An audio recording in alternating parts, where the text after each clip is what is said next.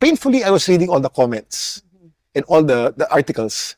But what's good about her being written about was they wrote about what happened and they also wrote about what she stood for, which is a little kindness. Kumalat yun eh, a little kindness, little kindness. Yeah. Emma was so kind, napakabait ng batang yan, sobra. And they were also referencing you, ha? Well, yeah, dahil anak ko siya eh. But alam mo ba, even if they reference me a lot, ayaw na ayaw ni Emma na magkasama kami Talaga? sa social media. Oo. Kasi nga nakita ko malakas ang following niya eh. So sinasakyan ko, minsan nagsistitch kami, minsan duduet kami. Binlock ako niyan. Hindi ko pwedeng gamitin yung mga video niya kasi nakablock ako. Hindi ako pwede mag-stitch o mag-duet. No? Sabi ko, Emma, why? Papa, I'm already called Nepo baby. And they say that I'm a Nepo baby that they like.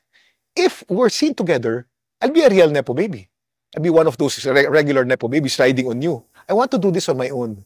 Kaya in fairness to Eman, nag-shine siya on her own. I don't know what to say.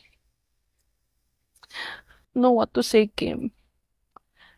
Ano nga eh, parang, Lord, kahit bigyan mo ako ng cancer, okay. Tiisin ko yan eh. Madali ang ano eh. Madali ang physical pain. Titiisin mo yun eh.